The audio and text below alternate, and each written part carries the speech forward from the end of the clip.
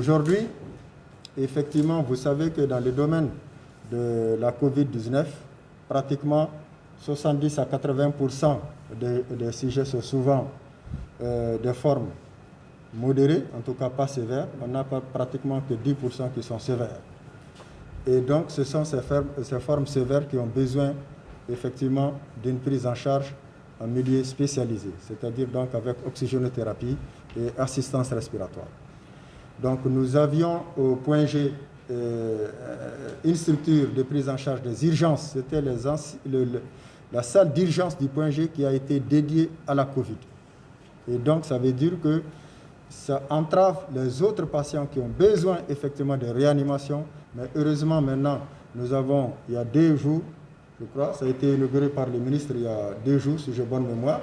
Et donc, nous avons un centre d'urgence COVID-19 qui a été fourni par la MINUSMA de 8 lits avec poste pour garder les mesures barrières, avec en cas de difficulté extensible à 10 lits au point G.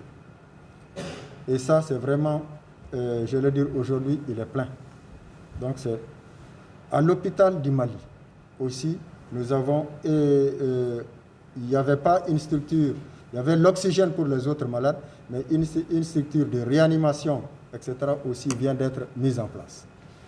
Donc voilà, c'est les 2 pôles dans le district de Bamako où nous avons vraiment pour les cas graves avec des spécialistes qui sont pris en charge.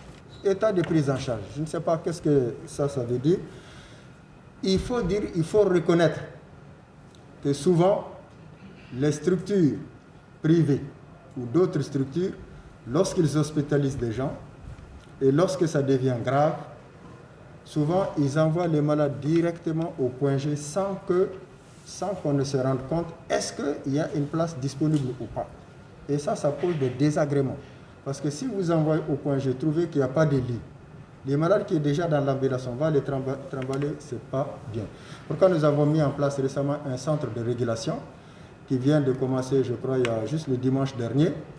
Et donc, en principe, on doit appeler ce numéro. Il est coordonné à partir de l'hôpital Gabriel Touré avec le professeur Django. Et en ce moment, lui, son rôle, c'est d'appeler les différentes structures de prise en charge pour voir où est la disponibilité du lit pour orienter directement les malades à ce niveau. Et donc, il faut reconnaître que ces quelques jours, nous avons beaucoup de cas graves. Et donc, effectivement, il y a toute une organisation qu'il faut faire pour essayer de faire cette coordination pour éviter que les malades ne soient trimballés et qu'ils soient pris en charge avec rapidité et efficacité. Le traitement de la première phase et le traitement de la deuxième phase, est-ce que c'est la même chose? Au Mali, c'est la même chose. Au plan international, c'est la même chose, avec des particularités. Il faut dire que chaque patient, c'est fonction du médecin qui a en charge ce patient de détecter. Quelquefois, on prend en compte souvent des gens qui ont besoin d'anticoagulants, qui ont besoin de corticoïdes. Ça, c'est des cas spécifiques par rapport aux cliniciens en fonction de l'état malade qui décide du schéma thérapeutique. Mais le schéma standard reste le même, chloroquine, azithromycine, que ce soit au Mali ou que ce soit aux États-Unis ou en France.